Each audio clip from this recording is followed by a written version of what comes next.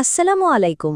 জানিয়ে দিব এই মুহূর্তে হাতে পাওয়া সর্বশেষ ভয়ঙ্কর কিছু আন্তর্জাতিক বাংলা সংবাদ। শুরুতেই থাকছে সংবাদ শিরোনাম। ইউরোপে পাল্টে যাচ্ছে ভূরাজনীতি, ফিলিস্তিনকে রাষ্ট্র হিসেবে স্বীকৃতি দিল বেলজিয়াম। ভোট চুরির অভিযোগে মোদিকে চ্যালেঞ্জ দিলেন রাহুল।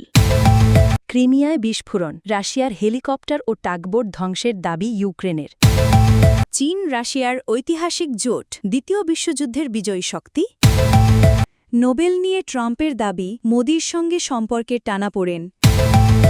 বাল্টিক উত্তেজনা, ন্যাটোর মহড়া, রাশিয়ার নজর। শুনছিলেন সংবাদ শিরোনাম, এখন বিস্তারিত। আপনি যদি এই চ্যানেলে নতুন হয়ে থাকেন, ভিডিওটি দেখতে দেখতে চ্যানেলটি সাবস্ক্রাইব করে আমাদের সাথেই থাকুন। ইউরোপে পাল্টে যাচ্ছে ভূরাজনীতি, ফিলিস্তিনকে রাষ্ট্র হিসেবে স্বীকৃতি দিল বেলজিয়াম। এই মাসের শেষেই জাতিসংঘের সাধারণ পরিষদে ফিলিস্তিনকে রাষ্ট্র হিসেবে স্বীকৃতি দিতে যাচ্ছে বেলজিয়াম। দেশটির পররাষ্ট্রমন্ত্রী ম্যাক্সিম প্রেভো জানিয়েছেন, গাজার মানবিক সংকট ও রাজনৈতিক অচলাবস্থার প্রেক্ষিতে এই সিদ্ধান্ত নেওয়া হয়েছে। বেলজিয়াম 12টি নিষেধাজ্ঞা আরোপ করতে যাচ্ছে ইসরায়েলের বিরুদ্ধে, যার মধ্যে রয়েছে পশ্চিম তীরের অবৈধ বসতি থেকে পণ্য আমদানি নিষিদ্ধকরণ।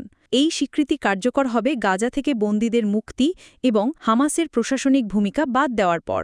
ফিলিস্তিনের পররাষ্ট্র মন্ত্রণালয় এই পদক্ষেপকে স্বাগত জানিয়েছে এবং অন্যান্য দেশকেও একই পথে এগোতে আহ্বান জানিয়েছে। বিশ্লেষকরা বলছেন, ইউরোপে ফিলিস্তিনকে স্বীকৃতির এই ঢেউ 1967 পূর্ব সীমান্ত অনুযায়ী একটি স্বাধীন রাষ্ট্র প্রতিষ্ঠার সম্ভাবনাকে আরও জোরালো করছে।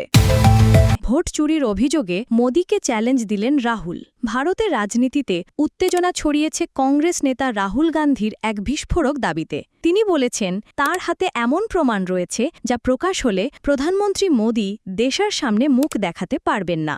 রাহুলের ভাষায়, এটি হবে হাইড্রোজেন বোমা, যা ভোট চুরির প্রমাণ হিসাবে সামনে আনা হবে। তিনি অভিযোগ করেছেন, বেঙ্গালুরু সেন্ট্রাল ও মহারাষ্ট্র নির্বাচনে শৈল্পিক কারচুপি হয়েছে, যেখানে 1 লাখের বেশি ভোটার তালিকায় অনিয়ম পাওয়া গেছে। বিজেপি এই অভিযোগকে দায়িত্বজ্ঞানহীন বলে প্রত্যাখ্যান করেছে এবং নির্বাচন কমিশন বলেছে রাহুলের তথ্য বিভ্রান্তিকর। তবে কংগ্রেসের দাবি, এই অনিয়মের মাধ্যমে জাতীয় প্রতিষ্ঠানগুলো দখল করা হয়েছে। ক্রিমিয়ায় বিস্ফোরণ, রাশিয়ার হেলিকপ্টার ও টাগবোট ধ্বংসের দাবি ইউক্রেনের সামরিক গোয়েন্দা সংস্থা দাবি করেছে, তারা অধিকৃত ক্রিমিয়ায় রাশিয়ার 2টি Mi-8 হেলিকপ্টার ও একটি টাগবোট ধ্বংস করেছে। হাভার্ডিস্কে বিমান ঘাঁটিতে ড্রোন হামলায় আনুমানিক 20-30 মিলিয়ন ডলারের ক্ষতি হয়েছে। সেভাস্তোপোল উপসাগরে BUK 2190 নামের টাগবোটে সরাসরি অভিযান চালানো হয়, যা রাশিয়ার পানির নিচে অভিযান পরিচালনার ইউনিটের অংশ ছিল। এছাড়া সাকি বিমানবন্দরে একটি S-300 রাডার ধ্বংসের কথাও জানিয়েছে ইউক্রেন। বিশ্লেষকেরা বলছেন, এই হামলা রাশিয়ার অভিজাত ইউনিটের সক্ষমতাকে উল্লেখযোগ্যভাবে দুর্বল করেছে।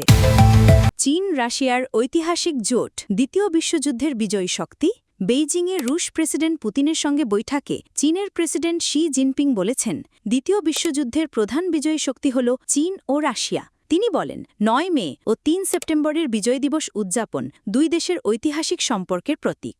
চীন রাশিয়া উভয়ই জাতিসংঘ নিরাপত্তা পরিষদের স্থায়ী সদস্য এবং যুদ্ধ পরবর্তী বিশ্ব গঠনে গুরুত্বপূর্ণ ভূমিকা রেখেছে। বিশ্লেষকরা বলছেন, এই বার্তার মাধ্যমে শি জিনপিং চীন রাশিয়ার কৌশলগত অংশীদারিত্বকে আরও দৃঢ়ভাবে তুলে ধরছেন। চীন 8 বছর ধরে জাপানের বিরুদ্ধে যুদ্ধ করেছে, আর সোভিয়েত ইউনিয়ন নাৎসি বাহিনীর বিরুদ্ধে সবচেয়ে বড় যুদ্ধ করেছে। এই ঐতিহাসিক ভূমিকা আজও বিশ্ব রাজনীতিতে চীন ও রাশিয়ার অবস্থানকে প্রভাবিত করছে। নোবেল নিয়ে ট্রাম্পের দাবি, মোদির সঙ্গে সম্পর্কের টানাপোড়েন।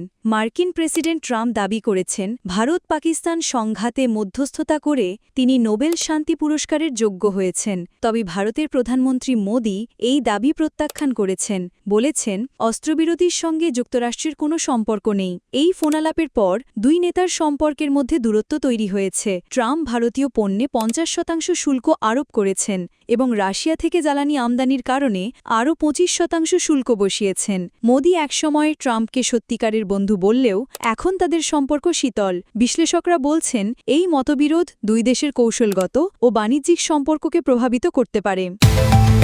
বাল্টিক উত্তেজনা, ন্যাটোর মহড়া, রাশিয়ার নজর। জার্মানির নেতৃত্বে বাল্টিক সাগরে শুরু হয়েছে নর্দার্ন কোস্টস সামরিক মহড়া, যেখানে যুক্তরাষ্ট্র, কানাডা সহ 14টি দেশ অংশ নিচ্ছে। 8,000 সৈন্য, 40টি জাহাজ, 30টি বিমান এবং 1,800 যানবাহন এই মহড়ায় অংশ নিচ্ছে। জার্মানি সেনাপ্রধান জানিয়েছেন, মহড়ার লক্ষ্য প্রতিরোধ ক্ষমতা ও প্রস্তুতি বৃদ্ধি করা। রাশিয়া ও বেলারুশ যৌথভাবে জাপাদ মহড়ার প্রস্তুতি নিচ্ছে, যা একই সময় অনুষ্ঠিত হবে। জার্মানি বলছে তারা উত্তেজনা বাড়াতে চায় না, বরং প্রতিরক্ষা অনুশীলন করছে। বিশ্লেষকরা বলছেন, এই মহড়া ইউরোপের নিরাপত্তা পরিস্থিতিকে আরও জটিল করে তুলতে পারে।